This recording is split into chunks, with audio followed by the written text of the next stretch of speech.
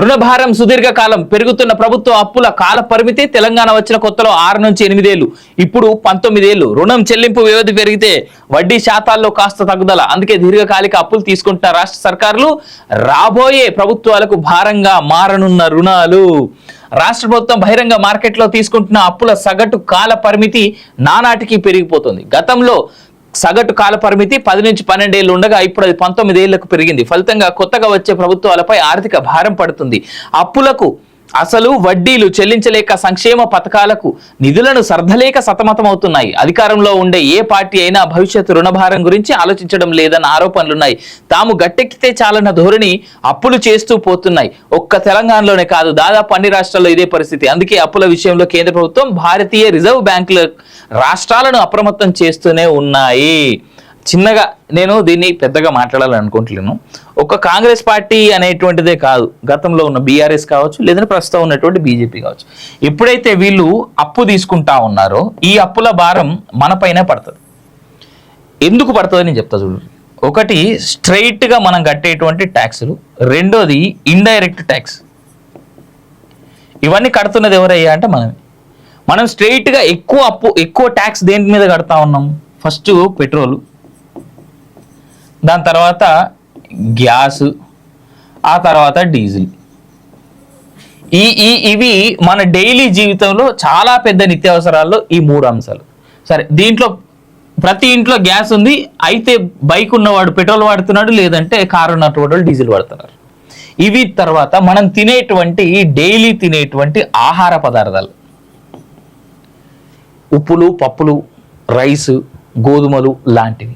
ఇవి కాకుండా మనం వాడేటువంటి సబ్బులు, సర్ఫులు, ఇక మనం ఇంట్లో వాడేటువంటి అన్ని, వీటి మీద పెరుగుతున్నటువంటి ట్యాక్స్, ప్రభుత్వాలు తీసుకుంటున్నటువంటి అప్పులు ఏవైతే ఉన్నాయో వాటిని ఫుల్ఫిల్ చేయడానికి ఎక్కువ పెద్ద మొత్తంలో కనిపిస్తూ ఉన్నాయి. స్పెషల్గా చెప్పాలంటే మొన్న రీసెంట్గా నిర్మలా సీతారామన్ ఒక స్టేట్మెంట్ ఇచ్చింది. మేము ఒకవేళ ఏ రాష్ట్రం నుంచి అయినా 100 రూపాయలు ట్యాక్స్ కలెక్ట్ చేస్తే దీంట్లో 76 రూపాయలు, అది ఏ వస్తువు మీద అయినా సరే, దేని మీద అయినా సరే, మేము 100 రూపాయలు ట్యాక్స్ కలెక్ట్ చేస్తే దాంట్లో 76 రూపాయలు తిరిగి రాష్ట్రానికే ఇస్తామని చెప్పేసి ఆమె చెప్పడం జరిగింది. కానీ ఈ మాటలు ఏ రాష్ట్ర ప్రభుత్వం అయినా మనకి చెప్తాయా? లెట్సే పెట్రోల్ ఉన్నది, పెట్రోల్ మీద మన వాళ్ళు మనకి ప్రభుత్వానికి వచ్చేటువంటిది 60 రూపాయలకు వస్తే మనం ఇవాళ 118 రూపాయలు 117 రూపాయలకి ఎంతో కొంటా ఉన్నాం లీటర్. దీని మీద SGST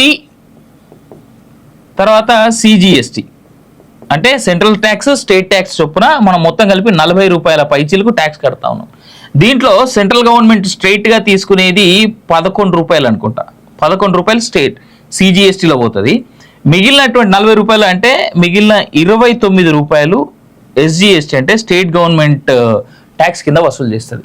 ఈ 11 రూపాయల సెంట్రల్ వసూలు చేసిన దాంట్లో మళ్ళీ 40% అంటే 4 రూపాయల 40 పైసలు, 4 రూపాయల 40 పైసలు తిరిగి రాష్ట్రానికే ఇస్తుంది సెంట్రల్ గవర్నమెంట్. ఈ 6 రూపాయలు ఏదైతే -6 రూపాయలు ఉందో ఇక్కడ, ఈ 6 రూపాయల 60 పైసలు ఏదైతే ఉందో దీంట్లోనే దేశవ్యాప్తంగా అన్ని రాష్ట్రాలకు కూడా సంక్షేమ పథకాలు కానీ, రాష్ట్రాల యొక్క మెయింటెనెన్స్ కానీ, ఈ దేశ రక్షణకి సంపద కానీ, సెంట్రల్ గవర్నమెంట్ ఇచ్చేటువంటి స్కీములు కానీ అన్ని ఈ వసూలు చేస్తున్నటువంటి 6 రూపాయలు ప్లస్ రిజర్వ్ బ్యాంక్ దగ్గర నుంచి తీసుకునేటువంటి అప్పులు, వివిధ దేశాల బ్యాంకుల నుంచి తీసుకునేటువంటి అప్పుల ద్వారా మన మీద తోస్తారు. సో మనం ఎప్పుడైతే ఫ్రీబీస్, అది ఈ రాష్ట్రమే కాదు, సెంట్రల్ గవర్నమెంట్ ఇస్తున్నటువంటి ఫ్రీబీసే కావచ్చు, ఏవైతే ఫ్రీబీస్ ఉన్నాయో ఆ ఫ్రీబీస్కి మనం అలవాటు పడి వాడు ఫ్రీగా ఇస్తాడు, ఆ ప్రభుత్వం ఫ్రీగా ఇస్తా అంది, ఆ పార్టీ ఫ్రీగా ఇస్తా అంది అని చెప్పేసి ఆ ఫ్రీబీస్ మీద ఎప్పుడైతే మనం అలవాటు పడి ఫ్రీబీస్ మీద బతకాలని అనుకుంటామో అప్పుడు ఈ పన్నుల భారం, తెలంగాణ రాష్ట్రానికి ఉన్నటువంటి అప్పే ఆల్మోస్ట్ 12 లక్షల కోట్లు అనుకుంటా, 12 లక్షల కోట్లు. తెలంగాణలో పుట్టబోయే ప్రతి బిడ్డనెత్తిన ఉండేటువంటి అప్పు 5 లక్షల రూపాయలు. ప్రతి బిడ్డ, పుట్టబోతున్నటువంటి బిడ్డ ఆఖరికి చనిపోతున్నటువంటి పెద్ద పండు ముసలి వరకు ప్రతి ఒక్కరి నెత్తిన ఉన్నటువంటి అప్పు 5 లక్షలు. ఇది కేవలం తెలంగాణ వరకే నేను మాట్లాడుతా ఉన్నా. ఇక కేంద్రం తీసుకునేటువంటి అప్పుల గురించి నెత్తినేసుకుంటే అది ఇంకొక 5 లక్షలు పెరుగుతుంది కావచ్చు, చెప్పలేము. సో పుట్టేటువంటి బిడ్డ ఆల్రెడీ అప్పుతోనే పుడతా ఉన్నాడు, చనిపోతున్నటువంటి పండు ముసలి కూడా అప్పుతోనే చనిపోతా ఉన్నాడు. తనకు తాను స్వయంగా అప్పులు చేసినా చేయకపోయినా రాష్ట్ర ప్రభుత్వాలు, రాష్ట్రాలు, కేంద్రాలు చేసినటువంటి అప్పులతోనే మనం పుడతా ఉన్నాం, ఆ అప్పుల వల్లనే మనం చనిపోతా ఉన్నాం. ఈ లెక్కలు అర్థమైన నాడు ఫ్రీబీస్కి మనం దూరంగా ఉంటాం. జపాన్ అనేటువంటి దేశం ఇవాళ అంత పెద్ద ఎత్తున ఉన్నతమైనటువంటి దేశంగా మనకు కనిపిస్తూ ఉన్నదంటే కారణం ఫ్రీబీస్కి దూరంగా ఉండి ఎవడి కష్టాన్ని వాడు నమ్ముకొని బతికేటువంటి ప్లానింగ్లో వాళ్ళు ఉంటారు కాబట్టి. Tokyo is a big example for that. Tokyo city కుదిరితే ఎప్పుడైనా టోక్యో మీద మాట్లాడదాం. నేను మాట్లాడే కంటే ముందు మీకు ఇంట్రెస్ట్ ఉంటే you guys just have a proper internet research చేయండి దానిపైన. చాలా అద్భుతంగా అనిపిస్తుంది టోక్యో. ఏసీపీ కళ్ళెదిటే గొంతు కోసుకొని బీఆర్ఎస్ కౌన్సిలర్ ఆత్మహత్యా యత్నం, మంచిర్యాల ఎమ్మెల్యే ఆదేశాలతో అక్రమ కేసులు పెట్టారని ఆరోపణ. నా సారంగా మంచి డ్రామాలు నడుస్తా ఉన్నాయి వీళ్ళకి. అక్రమ కేసులు బనాయించి తనను వేధింపులకు గురి చేస్తున్నారంటూ బీఆర్ఎస్ పార్టీకి చెందిన ఓ కౌన్సిలర్ ఏసీపీ కళ్ళెదిటే ఆత్మహత్యా యత్నం చేశాడు. కత్తితో గొంతు కోసుకుని బలవన్ మరణానికి యత్నించాడు. మంచిర్యాల జిల్లా నన్పూర్ మున్సిపాలిటీలోని 21 వార్డు బీఆర్ఎస్ కౌన్సిలర్ బేర సత్యనారాయణ ఈ అఘాయిత్యానికి పాల్పడ్డారు.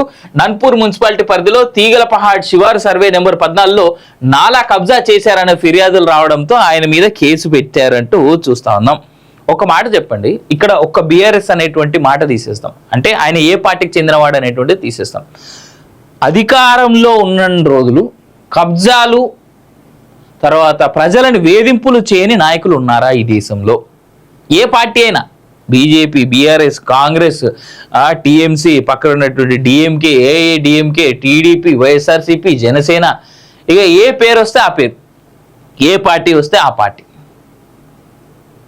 నాలాలు కబ్జాలు చేయకుండా, అధికార కాంక్ష లేకుండా, ఏ కబ్జాలు చేయకుండా, దొమ్మిలు దోపిడీలు చేయకుండా ఈ ప్రభుత్వాలను పూర్తిగా నడిపించినటువంటి వ్యక్తులు ఉన్నారా?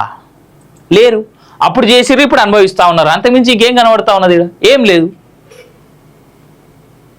పబ్లు, బార్లలో ఎక్సైజ్ అధికారులు ఆకస్మిక దాడులు. హైదరాబాద్ పరిధిలో 25 బృందాలతో డ్రగ్ డిటెక్షన్ పరీక్షలు. ఇకపై వారాంతాల్లో తనిఖీలు. వారాంతాలు పెట్టకూరి సార్, నేను రిక్వెస్ట్ చేస్తా ఉన్నా, ఎవ్రీడే చేయరు.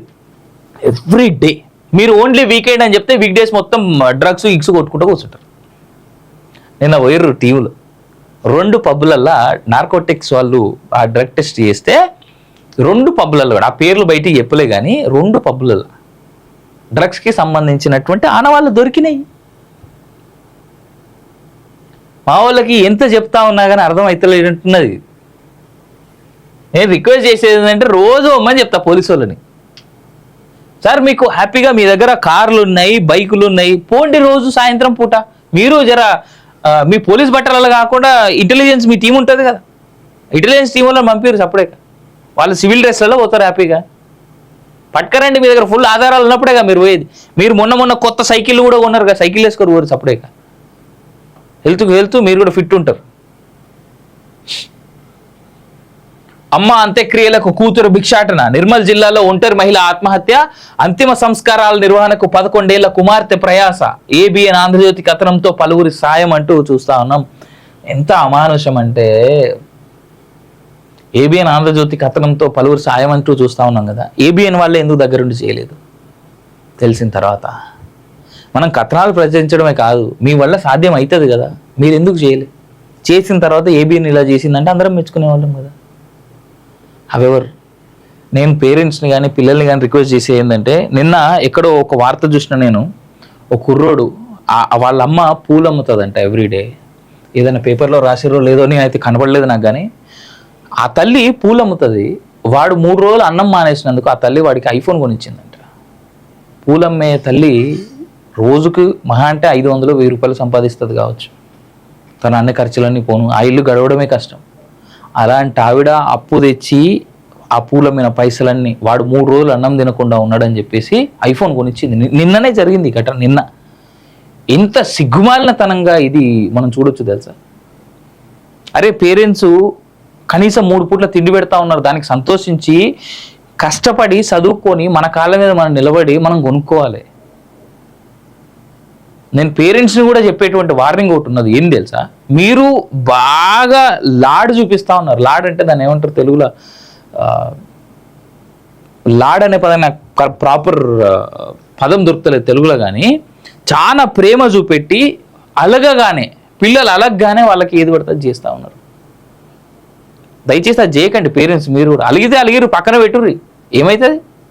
నేను చెప్తా ఉన్నా, నేను చాలా ధైర్యంగా చెప్తా. మా అమ్మ నాన్న, మా నాన్న కొట్టిన తక్కువ, కానీ మా అమ్మ అయితే చెప్పులు చీపురు కట్టలు పెట్టి కొట్టేది, మమ్మల్ని కట్టేసి కొట్టేది మా అమ్మ.